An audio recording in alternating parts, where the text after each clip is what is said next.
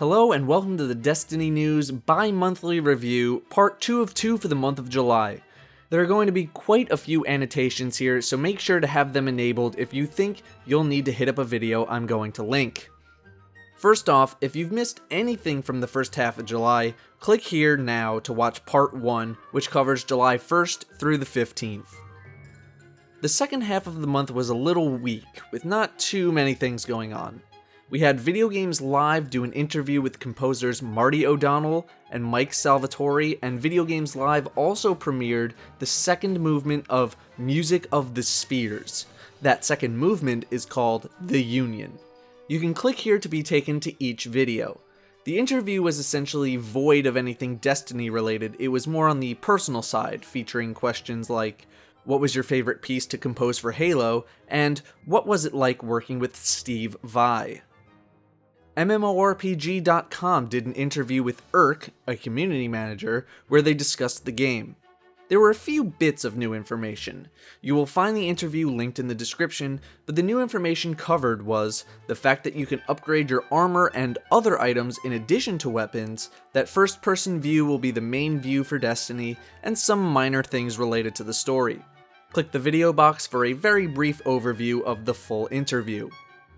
Edge magazine has a very brief article discussing how Bungie is pulling elements from Borderlands and Far Cry to better their game.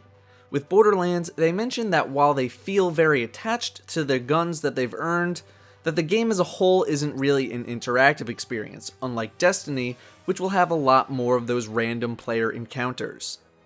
The mail sack for July 26th covered a few things, the biggest thing being that Guardians will get more than 2 abilities. The exact question was, are there other abilities that Guardians get besides the one we saw in the E3 demo? With the answer being, yes sir. Some other information covered discussed the differences between hardcore MMO players and solo RPG players playing Destiny, and how world creation within the game starts with a wide amount of ideas in mind, from lore to combat, and both at the same time. Now for the final segment, Datto's disclosure, there were a couple of Destiny things that I did not cover, namely an article from X360 magazine and the mail sack from the 19th.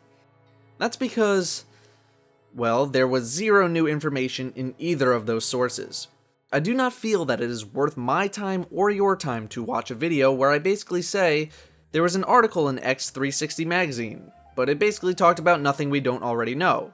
Nor do I think it is fair for me to bait you into clicking a video where you will know most, if not all, of the information already. If you still would like me to cover these kinds of articles and whatnot, please let me know, because this channel is supposed to be for the viewer's benefit, to make sure you are most up to date on Destiny information, and if people want it, they will get it.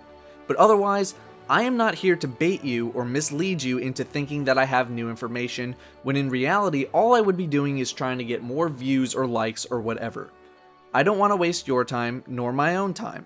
Nor am I here to praise every little thing Bungie does. Most of you have noticed my frustration and sarcastic tone regarding most mail sacks. While this is partly for comedic effect, it also reflects how I feel about what information we're getting or the questions being asked. I know not everyone here is pleased with the content in the mail sack, and for the most part, my tone reflects that. Rest assured that when exciting information is released, my tone will reflect it as such. Last thing before we go, Destiny Dispatch just got a complete website makeover. Be sure to check them out at destinydispatch.net. Well, that is it for the month of July. Thank you to all of you who have subscribed and who have been consistent viewers. I would not be here without you, so thank you very much for tuning in.